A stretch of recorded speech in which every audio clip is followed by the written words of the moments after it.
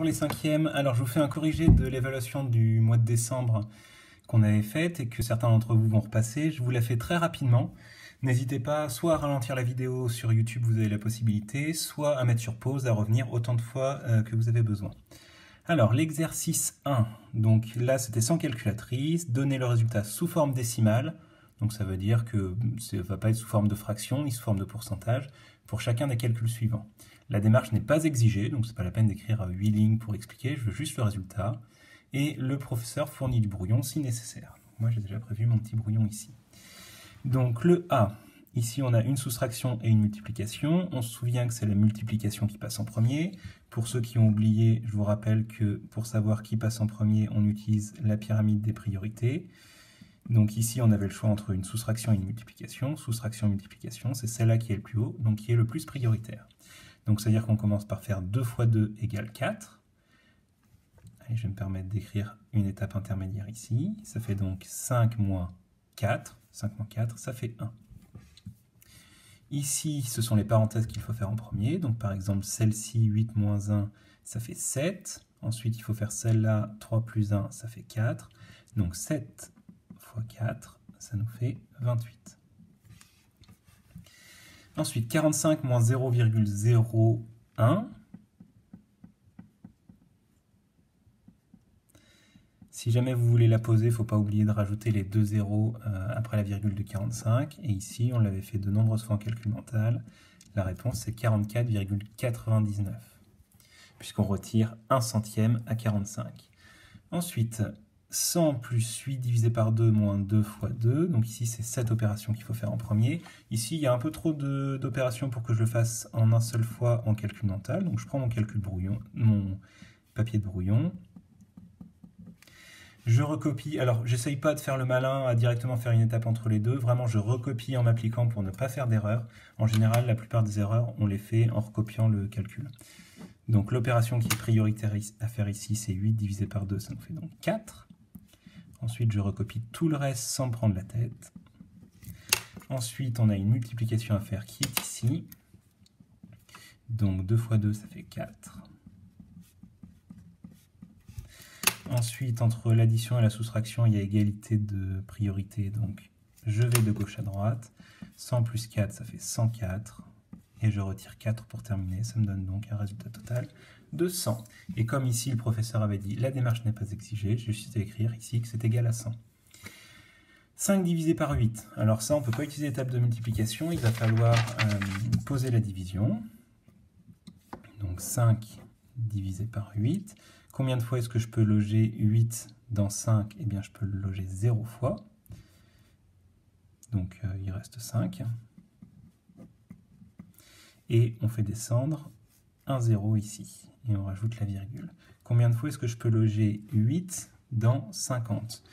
Eh bien, alors, si vous n'êtes pas trop à l'aise sur l'étape de multiplication, vous pouvez la refaire sur le côté. 8, 16, 24, 32, 40, 48...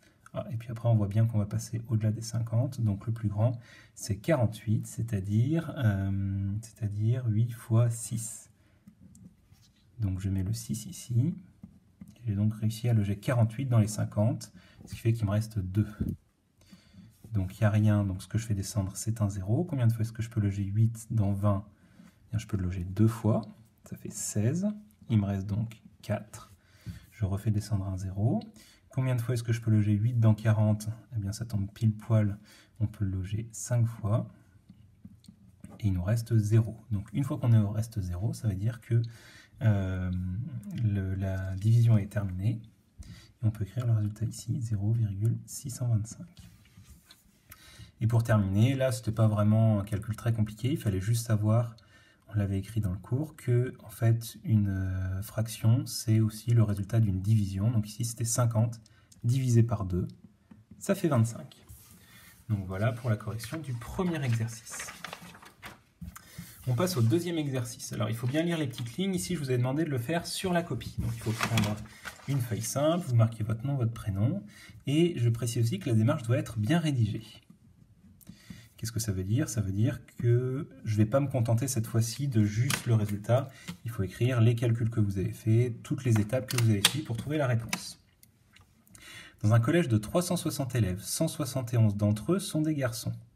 Ok, donc dans un collège, il y a un certain nombre d'élèves. Il y en a une partie qui sont des filles, une partie qui sont des garçons. On sait qu'en tout, il y en a 360 et qu'il y a 171 qui sont des garçons. Bon, déjà, on pourrait assez facilement calculer combien est-ce qu'il y a de filles. Mais ce n'est pas la question. La première question, c'est quel est le pourcentage de garçons. Alors pour ça, je vous rappelle la technique qu'on avait donnée, c'était de faire un petit tableau de proportionnalité qui nous permet de passer du nombre au pourcentage.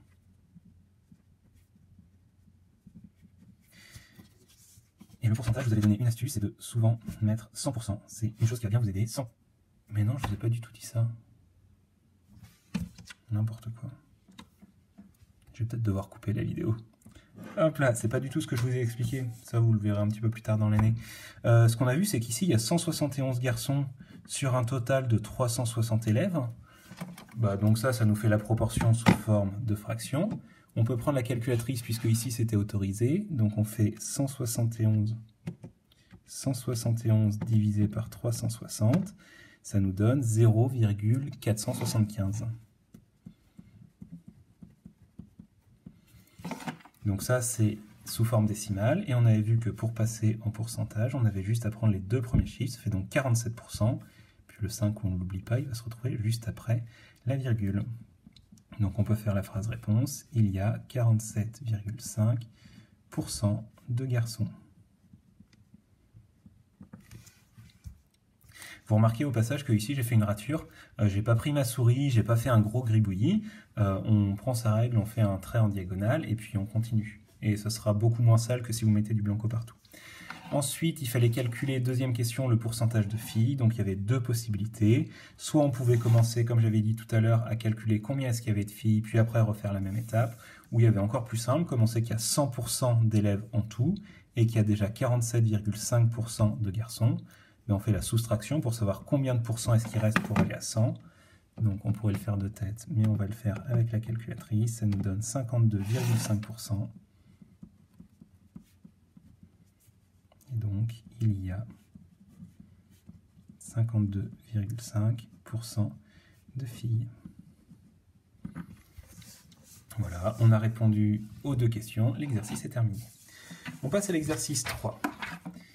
Alors, c'est un exercice qu'on avait déjà fait en classe. La petite différence, c'est qu'ici, il n'y avait aucune justification qui a été demandée. Je voulais juste savoir si vous en souveniez bien ou pas. Donc on avait relevé les 4 tarifs appliqués aux visiteurs de la Tour Eiffel au cours de la première heure d'un jour donné.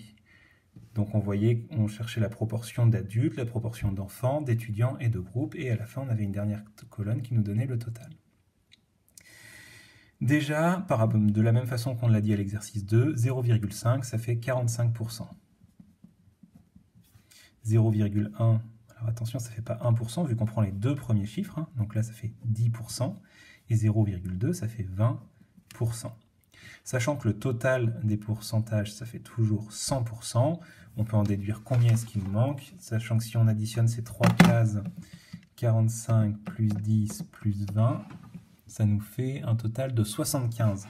75%, pour aller à 100%, il nous manque donc 25% ici. Ce qui nous permet d'ailleurs de savoir que ici, sous forme décimale, ça nous fait 0,25. Ça, on n'en avait pas trop parlé en cours, mais le total, quand on fait les proportions en décimale, on arrive toujours sur 1, qui correspond à 100 centièmes, c'est-à-dire 100%. La dernière ligne pour les effectifs, c'était un petit peu plus délicat, mais en fait, c'était un tableau de proportionnalité, donc on peut très bien appliquer la règle de 3. Donc, on n'a pas beaucoup vu comment est-ce qu'on appliquait la règle de 3 dans un grand tableau comme ça. Donc, ce que je vous propose, c'est de se concentrer uniquement sur ces 4 cases-là, puisque la règle de 3 s'applique pour trouver la quatrième case quand on en a déjà 3 qui sont connus. Donc ici c'est le cas. Donc on peut multiplier les deux nombres de la diagonale, donc 20 fois 1700. Vous remarquez que je n'écris pas 20% dans ma calculatrice. On n'écrit jamais pourcentage dans la calculatrice, ça nous induit en erreur. Donc on multiplie la diagonale et on divise par le troisième nombre. Et on obtient le résultat qui est de 340. Alors, je vais vous donner une autre technique qui permet de le faire également. On va le faire au brouillon. Ici, on sait que on a 20% des personnes qui ont eu un tarif de groupe. 20%. Et la question, c'est qu'il n'y a pas 100 visiteurs ce matin. Il y a un total de 1700 visiteurs. Donc la question, c'est ça fait combien pour 1700? Eh bien, on peut faire un produit en croix ici, et on trouvera que ça nous fait un total de 340 sur 1700. On arrive au même résultat. Donc peu importe comment est-ce que vous tournez la chose, ça arrivera au même. On continue à faire des produits en croix. Donc pareil, ici, on a de nouveau une situation qui se prête très bien au produit en croix. Si vous faites le produit en croix, vous allez trouver 170. Pareil ici, vous pouvez faire le produit en croix. Alors, je vais peut-être retirer mon petit cas, je suis sûr qu'on le voit pour de vrai. Donc ici, je vois que j'ai 4 cases, et sur les 4 cases, il m'en manque juste une. Donc, je multiplie la diagonale, je divise par le troisième nombre. Ici, vous deviez trouver 425. Et pareil ici, je multiplie la diagonale, je divise par le troisième nombre. Ça nous fait donc 765. Je termine juste avant de passer à l'exercice suivant par vous rappeler que cette technique du produit en croix, ou de la règle de 3, ne s'applique que dans les tableaux de proportionnalité. Vous vous souvenez, je vous avais piégé une fois en calcul mental en vous disant, bon voilà, Arthur, il mesure 1,20 m à 10 ans, combien est-ce qu'il va mesurer à 20 ans? Attention, posez-vous bien la question, est-ce que oui ou non c'est un tableau de proportionnalité? Si ce n'est pas un tableau de proportionnalité, ça ne sert à rien de faire une règle de 3, ça ne marchera pas. Quatrième exercice. Donc ici, on avait un prisme à base triangulaire, on l'avait dessiné ici, posé sur une face latérale, et ce qu'on aurait bien aimé, c'est le représenter en quelque sorte debout, c'est-à-dire qui repose sur cette face triangulaire. Il y en a beaucoup qui ont galéré sur cet exercice, donc je vais essayer d'être le plus clair possible. Vous remarquez qu'ici, on a donné des lettres pour pouvoir se repérer. Par exemple, je vois que les lettres A, B et C apparaissent, et je vois ici que A, B, C, en fait, ça forme un triangle. Donc, ça veut dire qu'il va falloir que je relie les points B et C. Alors, est-ce que je les relie en pointillé ou est-ce que je les relie en trait plein? Si vous avez un doute, moi, ce que je vous conseille, c'est que vous commencez par les mettre en pointillé, et c'est beaucoup plus facile de passer de pointillé à trait plein que l'inverse.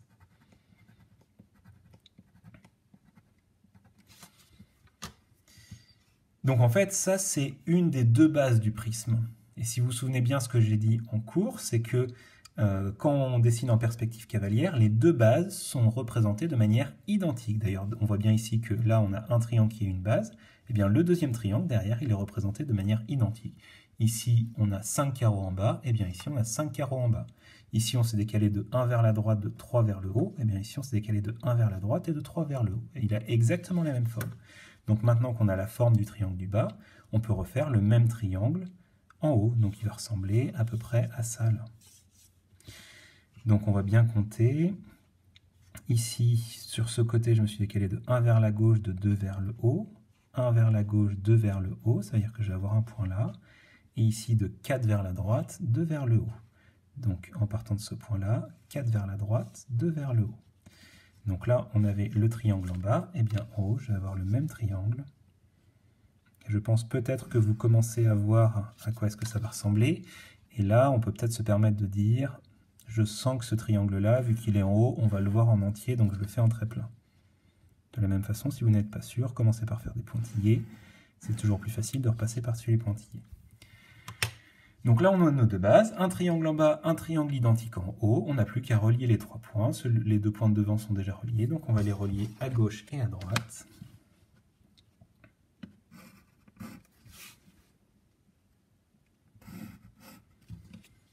On a presque terminé. Ah, là, vous voyez, je l'ai fait un peu vite.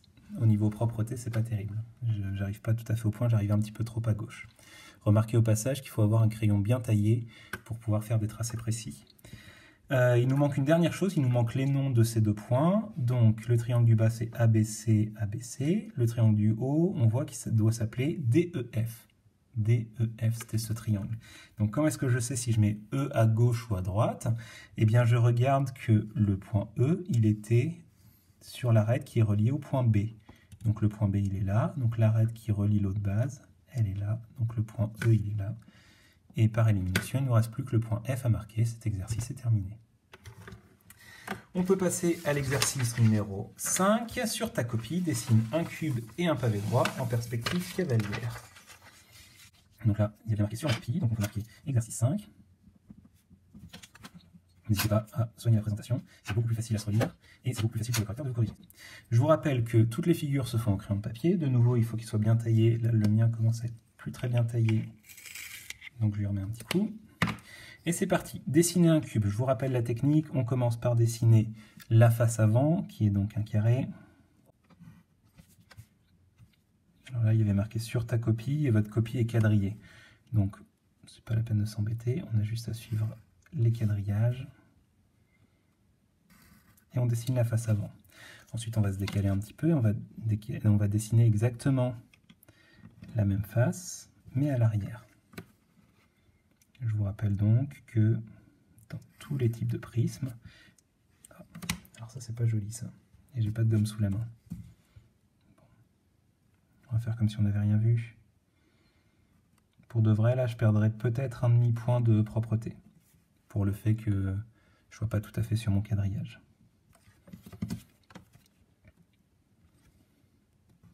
Donc j'étais en train de vous dire que tous les prismes, notamment les cubes, quand on les dessine en perspective cavalière, la face avant et la face arrière sont identiques. Donc une fois qu'on a dessiné les deux faces identiques, on relie les 4 sommets pour former un cube. Et on fait attention aux pointillés. Certaines faces sont visibles, d'autres ne sont pas visibles.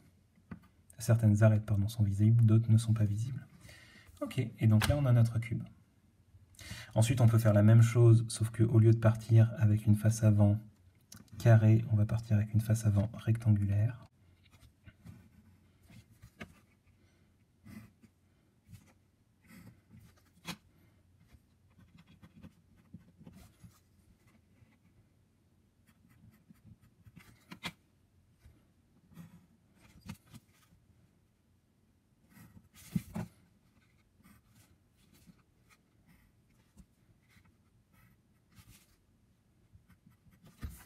Et on a le pavé droit, pardon.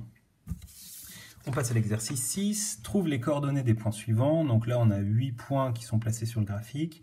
Ce que je remarque tout de suite, c'est qu'on a mis la première graduation, mais on n'a pas mis les suivantes. Donc moi, pour que ce soit plus facile, je vais mettre 1, 2, 3, 4, 5. Et là, je vais mettre -1, -2, -3, -4, -5. De la même façon, là, on a mis 1, enfin plus 1, mais ça revient au même. Donc moi, je vais marquer 2, 3, 4, et en dessous, -1, -2, -3, -4. Alors, je sais que là, vous allez rendre votre énoncé, mais les réponses, vous allez les marquer là. Donc là, vous pouvez très bien vous permettre de faire des petits pointillés, notamment pour le point A. Le premier nombre, la première coordonnée, on la lit sur le premier axe, qui est l'axe des abscisses, l'axe horizontal. Donc je lis que le premier nombre à noter ici, c'est le nombre 2. Et si je reporte sur le deuxième axe, le deuxième nombre que je trouve, c'est 3. Donc l'ordonnée de A, c'est 3. Pour le point B, c'était peut-être un petit peu plus difficile à voir, hein, puisque il était sur l'axe des abscisses. Donc même chose, pour le point A, j'ai fait un trait qui a relié à l'axe des abscisses. Là, je fais un trait qui relie à l'axe... il est déjà sur l'axe des abscisses, donc en fait, je reste là et je lis que le premier nombre, c'est -3. Et ensuite, je pourrais faire des pointillés pour aller sur le deuxième axe, et je lirai donc 0. Ensuite, pour le point C, sur le premier axe, je lis 0. Sur le deuxième axe, je lis 2. Pour le point D, je lis 3, 2. Pour le point E, je lis 4, 0. Pour le point F, je lis 3, -2. Pour le point G, je lis... Il est plus difficile à trouver le point G. Je lis sur le premier axe -5, sur le deuxième axe -3. Et sur le dernier point, le point H, je lis -2, 3. Ça, c'est typiquement le genre d'exercice où ça fait pas de mal de se relire une fois qu'on a terminé la copie pour être sûr de ne pas avoir fait d'erreur. C'est très vite fait de faire une erreur d'inverser 2 nombres, par exemple. Exercice 7. Classe les nombres suivants par ordre croissant. Alors ici, c'est un exercice où vous faites bien vigilant, pour ne pas en oublier. Déjà, ce qu'on voit, c'est qu'il y a des nombres négatifs et des nombres positifs, et qu'il y a le 0. Donc moi, ce que je vais faire, au fur et à mesure que je les marque, je vais les rayer. Et le 0, je vais tout de suite le mettre au milieu. Et je sais que tous les nombres positifs vont être de ce côté-là, tous les nombres négatifs vont être de ce côté-là. Donc je vais commencer par les repérer. Donc négatifs, c'est tous ceux qui ont un moins. Et les positifs, ce sont tous ceux qui ont un plus ou qui ont rien du tout. Donc là, j'ai mis les négatifs en rouge, les positifs en bleu. Donc j'ai 3 nombres positifs. Donc le plus petit, forcément, c'est celui qui est 0, quelque chose. Et ensuite, j'ai le choix entre 4,17 et 4,2. Alors là, c'est pas facile à comparer, puisque là, il y a 2 chiffres après la virgule, donc ce sont des centièmes. Là, il n'y a qu'un seul chiffre après la virgule, donc ce sont des dixièmes. Donc pour être sûr de ne pas me faire arnaquer, je mets 2 chiffres après la virgule à chaque fois. Donc j'ai 4,20 et 4,17. Donc ils vont dans cet ordre-là. Ensuite, j'avais dit que je les rayais au fur et à mesure, pour être sûr de ne pas en oublier. Ensuite, dans les nombres négatifs, j'ai moins 2,5, moins 2, moins 2,3, moins 3 et moins 10. Alors, il va peut-être y avoir un petit peu de bataille entre tous les moins 2. Par contre, je sais clairement que le plus petit, c'est moins 10. Et qu'après, je vais avoir le moins 3 qui va être là. Moins 2, moins 2,3, moins 2,5. Ça serait dans cet ordre-là si c'était dans les positifs. Là, ils vont être dans le même ordre, mais en partant de 0 pour aller vers moins 3. Donc, le plus petit, c'est celui qui va être le plus près de moins 3, c'est moins 2,5. Ensuite, moins 2,3. Et ensuite, moins 2. 8e exercice. Dans chaque cas, trace le symétrique du triangle par rapport au point S. Alors déjà, vous avez été nombreux à vous tromper entre symétrie axiale et symétrie centrale. Alors, il n'y a pas marqué le mot axial ou central. Par contre, il y a marqué que c'est le symétrique par rapport au point. D'accord? Symétrie centrale, c'est par rapport à un centre, c'est-à-dire un point. Symétrie axiale, c'est par rapport à un axe, c'est-à-dire par rapport à une droite. Donc, s'il ne s'agissait pas de faire une symétrie miroir, il s'agissait de faire une symétrie où on faisait tourner la figure autour du point S. Alors, pour ne pas se tromper, moi j'aime bien donner des noms aux points que je vais manipuler. Donc, le point A, il est ici. Si jamais je lui fais faire un demi-tour autour du point S, il va se retrouver ici. Et je vais l'appeler A'. Le point C, si jamais je lui fais faire un demi-tour, il va se retrouver quelque part par ici, je ne sais pas précisément où, donc je compte. Pour aller de C à S, je fais 1, 2, 3 en haut, 1 à gauche. Donc je refais la même chose. 1, 2, 3 en haut, 1 à gauche. Donc j'étais parti de C, ici c'est le point C'. Pareil pour B, 3 en haut, 4 à gauche, 3 en haut, 4 à gauche, B' est ici. Je peux donc prendre ma règle et mon crayon bien taillé pour relier les 3 points et former le triangle qui est symétrique.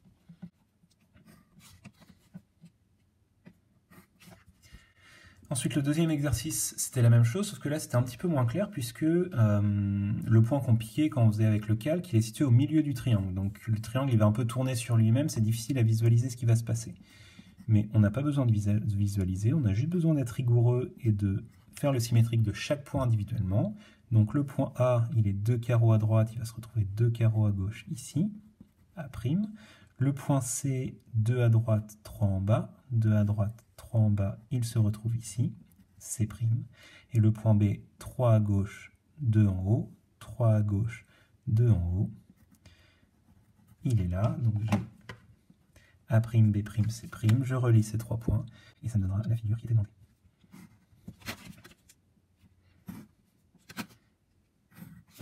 Est-ce qu'on voit clairement que l'un est symétrique de l'autre par rapport au point S? C'est pas évident à voir, c'est un petit peu plus difficile visuellement que dans une symétrie axiale.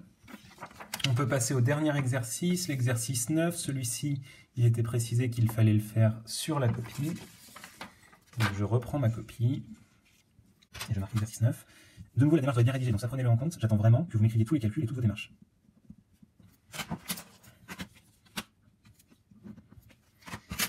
Question A. Une usine produit 1200 bouteilles en 3 heures. Ok, 1200 bouteilles en 3 heures. Ça, c'est important comme information. 1200 bouteilles en 3 heures.